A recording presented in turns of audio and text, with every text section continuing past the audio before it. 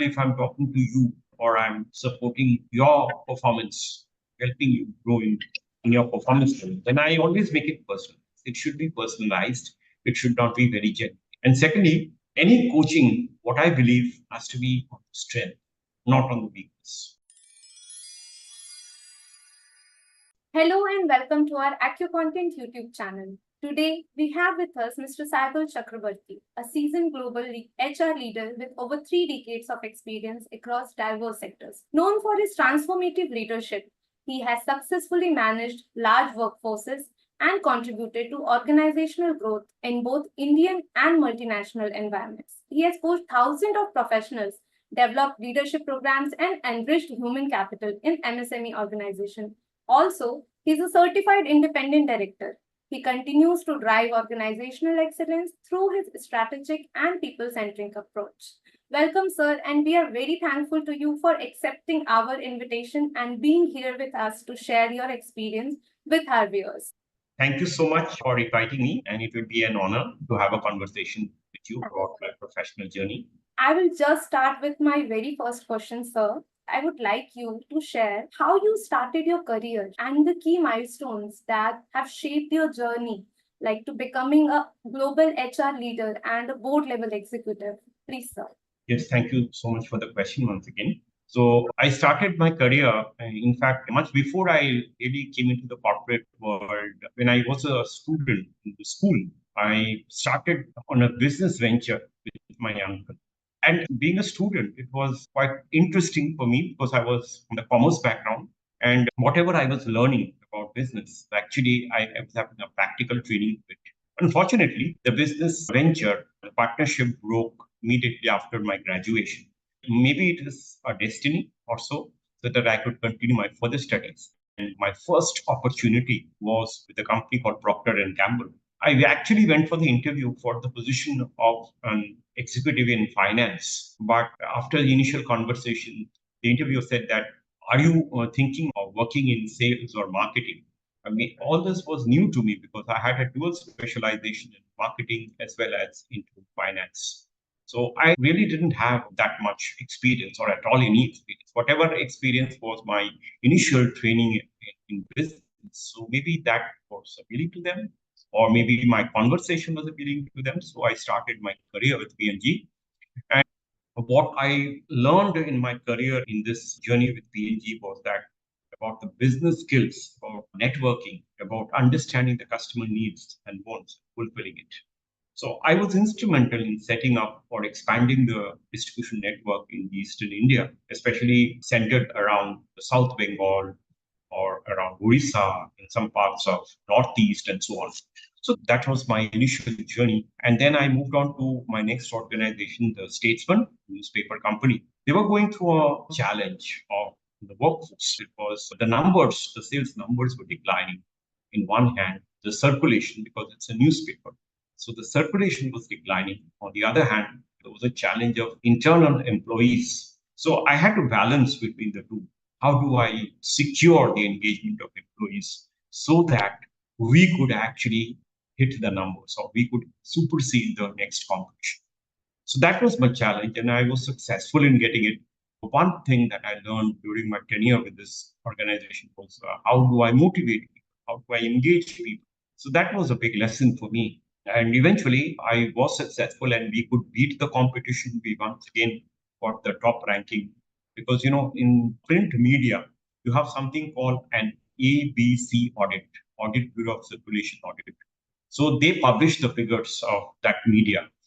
So once again, I think after my joining, after a couple of years, we gained the numbers and so on. So one lesson that I learned during this journey was that I could motivate people or I could engage people. So that inspired me to take up my next challenge. And I thought that my next journey will be only with a focus on people and culture of organization and how to enhance the capability of people and engage them and so on. So I joined my next organization called Bajaj Allianz, a life insurance company, and I did not have a background in insurance before that. And eventually, I joined this organization when the privatization of insurance has just happened. So we were a fresh batch of people, and we were learning all about insurance from insurance masters or experienced insurance people. But I think it was all about teamwork. So I learned about teamwork and expanded the network, recruited key resources in Eastern India because I was based in Eastern India. Then gave, of course, focused into training and development, which was a new area for me. So the new skill that I learned as a trainer or as a coach or eventually as a mentor and so on. So it gave me a lot of confidence, boosted my confidence level that I could do this work in this area. So after that, I moved on to Shrey Infrastructure Finance. It's a finance company. They are into project financing and equipment financing and so on. This organization had a different set of challenge, and that's what interested me to join this organization. So they were transforming from a family-driven entity to become a corporate. So how do you bring about that transformation in the organization? How do you create a mindset where people are inspired to become more professional in their approach? And how do you measure performance? So my key result area is essentially two: training, development, and performance management. So I worked around these two areas. And eventually the organization was able to go into London Stock Exchange and so on. So there were a lot of changes. We got new people in the organization and massive expansion in volume and profitability and growth, etc. But I didn't stop at this because I thought that, I wanted to go deeper in this area of people development, organization change, and culture. So I joined the company called Dale Carnegie Training India, where this company is actually focusing on developing leaders or future leaders or near leaders or already experienced people. So my focus was again into organization development and training and so on. So I worked in key projects, especially with a change management project with one nationalized bank and several other projects. So what I learned in this journey is about how do you manage projects, how do you manage critical projects, which are running at pan-India level. So managing projects, then developing trainers, understanding the needs and wants of the customer, and customizing your solution. Because in Dale Carnegie, there are solutions like packages. So how do you customize that to the local market? That was a big lesson for me and derive the confidence from the customers. So this continued to happen, and eventually I got rewarded for my contribution to this company, and then a global recognition and award. And then I wanted to really expand my, arena to go into international markets. Not that I searched so much, but it happened by coincidence that Sandvik was looking for somebody to look after their competence development and performance management in the West Asia market. So I got an opportunity to work with them. So I initially joined them as the head of competence development in West Asia, working out of Dubai sometime. Then I moved on to become, after some time, the lead HR VP for Sandvik Asia Pacific market and member in the Global Center of Expertise, where I had exposure to different aspects of talent management, leadership development. So I played a contributor in this role. After around 6.5 years, I moved back to India and I started with PMR Consulting. And here I played a critical role into working on different projects for clients. So whether it was HR consulting or it was coaching, mentoring, training, designing solutions for customers. So this is how it has been my journey. And in 2023, I decided that I need to enhance my certification, my skills, and I joined the Independent Director program because this is an area where I think I can contribute, I can play a major role in this area. And currently, I'm advising a few companies in transformation process, and I'm looking more to this area where I will be playing a major role and contributing to the different organizations' growth and sustainability and corporate governance. So that's, in short, that's my journey. That's so nice and overwhelming, sir. You started your career with sales. Now you are global HR leader. You work with sales, you work with finance, you work with HR, like everything. You have an exposure of true circle. I remember myself, I also did MBA. So I always think that a person who is doing MBA, either he does MBA in HR or finance or marketing, he or she has to start with marketing or with sales. And earlier, I used to think that why, even after doing MBA in finance, I have to go and do sales. But later on, I got it that this is what MBA prepares you for, to work in all area. Either it should be HR or it should be finance or it should be marketing. It makes you kind of a leader. And it's good to hear your story about this. And you have global exposure. You was there for so many years and you worked on so many projects. That's nice to hear. Coming to your point that you mentioned that after MBA, one has to go on to work in sales. I think what is important, the lesson in sales particularly, we have to listen to a word called no, because the no means I don't accept this. So there are rejection. So I always tell myself, and I also tell my coaches that NO, no, means new opportunity. N for new, for opportunity. So I Wow. think this is the biggest lesson that we learned when we work in sales. I will note this down. New opportunity. You can get something new opportunity with no also. That's so nice. Absolutely. So that's the first lesson. I think this is where we all need to have some exposure into ground reality. It will see tremendously the resilience power in the person, whoever, and they can excel. You shared about Dale Carnegie training. So I just wanted to know, did you got an opportunity to develop any significant impact on organizational culture and employee performance? Like any innovative training programs have you developed with them? See, coming to my journey into the field of training and development into different organizations, particularly when you're talking about Dale Carnegie, whether it was Sandvik, whether it was what I'm currently doing, and so on. So every exposure was quite different because one thing the market doesn't like is something which is very monotonous. Or nobody likes to be taught things. People like to do things in their own. People like to learn. I want to highlight a few of innovative solutions. Like, when I'm talking about a particular topic, say example in driving innovation. So I created innovation labs where people will come and brainstorm about new products and new solutions, and they themselves will come up with solutions. So I gave them a structure, but then they worked on it and they themselves got it. So I think it's very important that we always have to think when you're coaching or training somebody, your engagement is very important. So I can talk about the innovation lab. For diversity inclusion, I created champions or working group so that these diverse groups, they kind of network among themselves. They know each other, way of working, how they can improve their productivity, the team performance, etc. So forming diversity groups, that's an extension of the training and development that we do. So I can talk about that innovation that I tried. I did a lot of programming in terms of coaching and mentoring. So how do you evolve the performance level of the leader or the manager from one level to another by handholding, coaching, and mentoring? So that's another way. Then I did programs for new managers because they are absolutely new and they get again what we call as objection. So the acceptance level is pretty low when they just evolve from the line function to becoming a new manager or new leader. So I worked solutions. That was very, very productive, those programs. And then executive leadership programs for very experienced people. So I think every approach has to be different in a way that I can say, so that people find it interesting, they can apply that learning, and the organization gets the benefit out of it.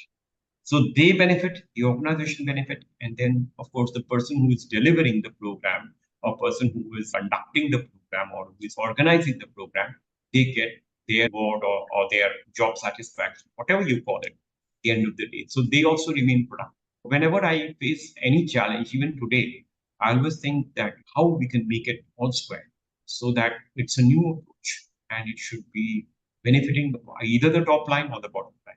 Well said, sir. You have managed international as well as Indian market. You worked in both area, especially with Sandvik, Asia Pacific region. You worked with them in people function area. So you got international exposure and Indian exposure. What was the kind of difference you figured in working with international clients or international people and with Indian people? What kind of development area or what kind of approach you found different in both the segments? Good question. My international exposure actually taught me quite a few things, quite rewarding in a way for me, because I learned about culture diversity. For example, the leadership style that we have in India, or perhaps in the Middle East, is quite different from the leadership style in China. So every leadership style are different. So I learned about diversity, culture diversity, and leadership styles. And every geography has this, what we call as a DNA. So I learned about this aspect. The second thing that I learned with my international exposure was that it's all about team collaboration because we were working in different time zones. So respecting the time zone, what should be the right way of working and collaboration, of course, about communication. And I also got to know about the international best practices because I was part of the global center of expertise. So there were a lot of exchange between this group and also with people from the business. So I got in ideas from the business people. I discussed it with my team. And then we came out with something that is unique to them, something that is going to benefit them. So end of the day, it is what the customer wants. And it's our work to provide satisfaction to the customer. So I think if I were to summarize, I learned about the diversity, I learned about collaboration, I learned about resilience because respecting time zones and working, stretching myself to adjust to that time zone, very, very important, and to remain flexible because what I say may not be suitable for them or they may not accept it. So these are flexibility options that I learned during this stage. Yeah, and of course, the international best practices. Thank you, sir. Thank you for telling me this. I also had one question while hearing your answer for this. Whenever we come to international exposure, I always hear from people like if a person who is working from Indian time zone and a person who is working from international time zone, like Indians stretch according to their time zone. But I hear that they do not stretch according to Indian time zone. How much is this correct? Not always true. I can tell you that because there are countries where they have regulations, so they cannot work beyond a certain hour. In India, we are used to working certain hours or extending certain hours. That is our working style. But there are countries where you have specific times. But maybe it is quite interesting, or it will sound different. That in many cases, I found that they are adjusting to my time zone. And one good thing about the European work culture is that they work from home also. After 2020, people were talking about this work from home, all that thing. But I think I started working from home from 2010 or 11, around that time, because the moment I joined Sandy, many times I had worked from home. At that time, people were not even aware Not of even, working from home. Since you were working with the global market, so you got this opportunity to work from home in very early yes. time. That's great. Coming ahead, you have coached more than 6,000 line managers and HR VPs under your guidance. What key elements of your coaching philosophy has driven your success? Any philosophy or key principles you are holding or carrying forward or moving with that, which has brought you from that stage to till here, what you are today as a global leader? One thing that my coaching style, talking about my coaching style, I always make it personalized. It should not be a generalized coaching, but I believe in it and I apply it. So, for example, if I'm talking to you or I'm supporting your performance, helping you grow in your performance level, then I always make it personal. It should be personalized. It should not be very general. So that's one key thing that I always apply.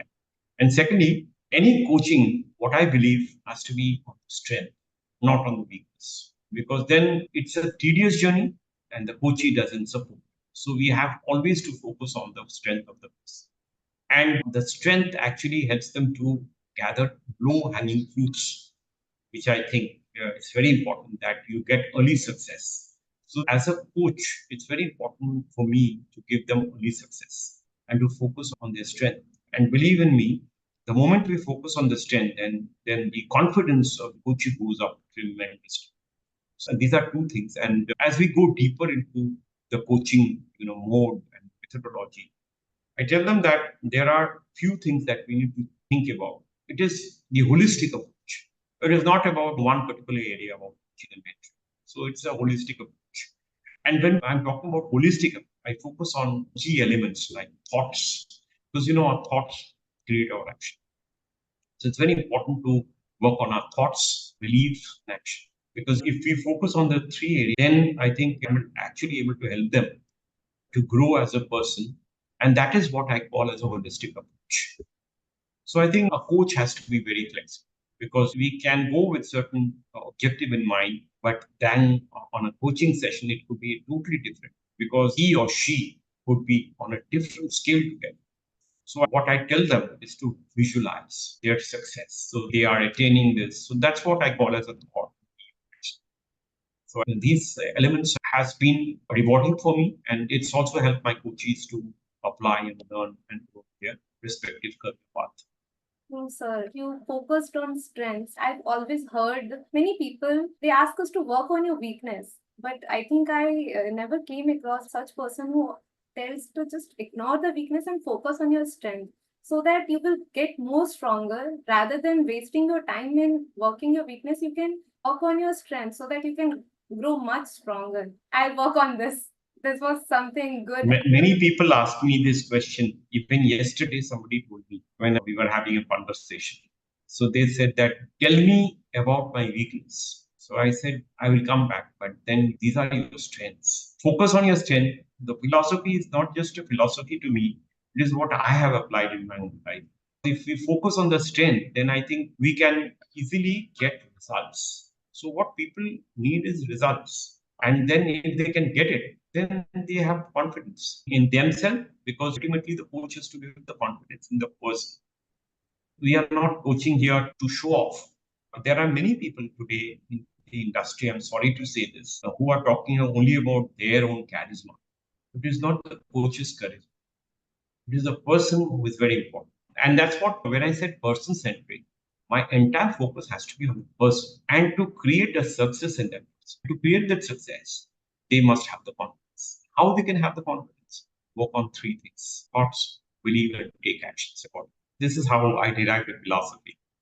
Got an idea why it was written people centric approach. Earlier, I wasn't aware of this people centric approach, but now you cleared this and you gave a perfect idea why it is people centric approach. And this makes you a global leader because you work on people's strengths rather than focusing on their weakness.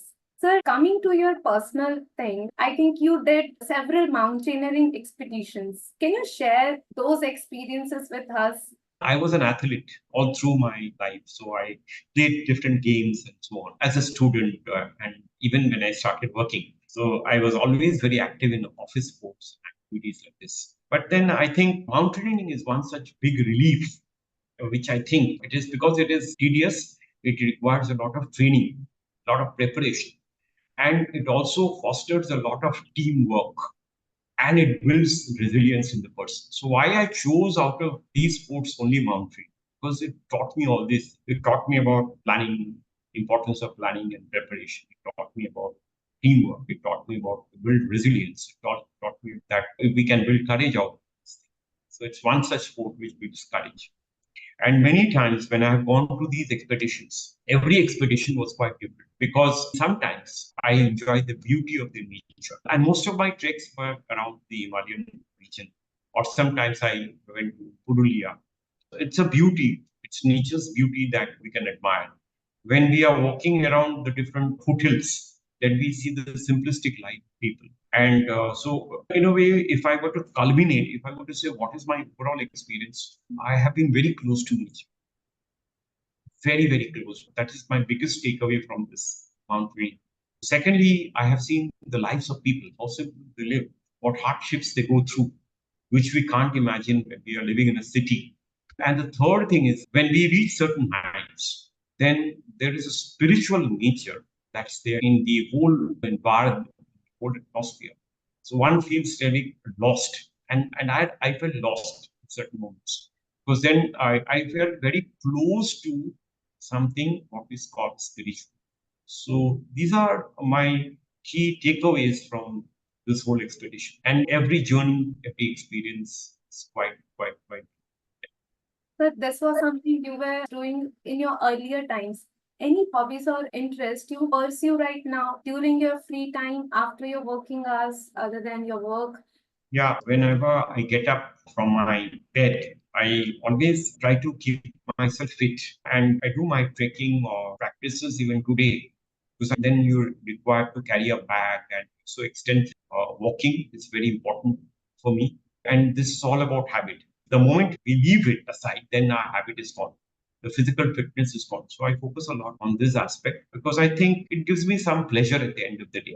And most of us are seeking pleasure or some kind of happiness at the end of the day. So it gives me immense happiness when I exert myself. That's one way. And secondly is I focus on meditation in a way because it's very important for me to meditate for my own well-being. And we all should. There are different techniques of meditation. I have learned these techniques much later in my life. And I apply them. End of the day, it gives me immense satisfaction or a sense of purpose. I have a purpose of living. So this what is an inner drive which has. That's so good. We live in a city, metro cities. The life here is so much like rushing and everything that we don't get time for ourselves or close to nature. So I think meditation and working on our physical wellness is key. It's key to our good life ahead. It's key to keep ourselves calm, I think. Absolutely, you're right. And because every day brings in a lot of stress. Whenever you are working, so every work brings in stress. So these factors that can actually minimize the stress level. It cannot take away, but maybe it can help you minimize. You're right. Sir, you have so much of experience, like extensive experience you have. What advice would you give to current HR professionals who are looking to drive organizational success and employee engagement? Any I think suggestions for the young generation or who are approaching this field? I think when you are talking about the people who want to be really contributor in the field of human resource, one thing that a true HR should do is to think about how do you create engagement of these employees? How do you engage them? Because disengaged employees are the most non-productive employees. They don't add on to any to the organization. I'll give you an example. See, today I went to an office and I went for a client meeting. So the person was there inside the cabin, the big boss, and it's a very big organization, very, very big organization. So the person, there was one lady, I was close to the reception area. There was a lady who was talking about maybe talking to her husband or somebody at home, planning about their upcoming vacation. So I was almost 10 minutes till I got called to go inside. The 10 minutes she was discussing about planning a vacation. So can you see the level of disengagement the organization? And when I talk about this independent director, I think the biggest challenge today for and why I got inspired is because I see a lot of disengagement happening. So in one hand, some employees are overloaded with work. In one hand, we find a lot of disengagement so that there is no sense of purpose to come to the office. Many organizations are saying you come work from office. Today there's a lot of debate around this. Work from the office. We stop work. What is the purpose of coming to office when they wasted 10 minutes and they are not bothered that there are people waiting or coming? It's a closed reception area where many people come and they wait for 10, 15 minutes. So that's how you get a gauge. You can gauge the organization's culture and the engagement level. So very important is to engage the employees. The key purpose of HR should be to engage employees. Disengaged employees are actually harmful to the company. So that will be one key focus for HR. Second, HR today in many, many organizations just they carry forward the orders. They just become like, yes, sir. So HR should not be always yes, sir. I'm not saying that they should always protest, but I think HR competency, HR people should focus on their competency so that they and their competency is about business. HR should learn business. HR should know business. That's where they can actually support the growth of the organization. HR should not just be behind follower or executor, so just writing, drafting a mail or processing the offer letter and salary and all that. HR should be actually a business enabler. So HR has to work beyond their HR knowledge and their training to work on the business area. They should know the ground realities of business because then they can actually enable the growth. So the role of HR today has changed immensely. When I started my career, HR was a back-end function. It is no more a back-end function. It's a culmination. It's a business function. Other area where HR should work is to build confidence in the team. They should be enablers of culture. So it's not about arranging the cake cutting ceremony. All this is fine. But what if you don't understand the problem what your employees are going through? and we are not able to support them. So stakeholder management is very important. Everybody is stakeholder in the organization. It's not just the person who just hires and fires or the top boss, but also the employee, because of hiring firing boss cannot work single-handed. He has to or she has to work with the team. So unless these machinery, suppose you take a car engine, and there are small components in the engine. If these small components don't function, the engine breakdown will. So that is where the HR should know and appreciate this. Another most important thing at the time of recruitment. Now, I was hearing this from one of my very senior persons who went for an interview to one company. So they said that it was a waste of time and the objective is not very clear. So it's right from, even before you hire a person, there should be a proper branding for the organization. HR should not be to get people, onboard people. And today, many HR is functioning like this. So they are thinking that an HR's performance is seen like how many people you are onboarding in so much time. And that's where HR also believes in that. It's not just onboarding people. The process of onboarding is very important. So HR has to lay down a structure, guide the manager. And to do that, I think it's very important that HR has the skill, has proper communication. So they really has to work on this and have the courage to call the shots or call it spade a spade. Because then they could be a really effective HR. Otherwise, people in HR function will continue to do an average work, being paid as an average fee, and will remain as a function which is good to have, not great. So this is what my advice would be to them. Thank you, sir. Thank you for sharing such nice advice to the generation. I think nowadays some of the organizations just name people HR, no matter what they are doing. When they don't get any role function, they just name them as HR. They don't even know what HR work on, but yes, they are named as HR. HR is not some small role. They are not working on some very small things. They have a very diverse area to work on and to function. So I think it's good if organizations start working on that HR area.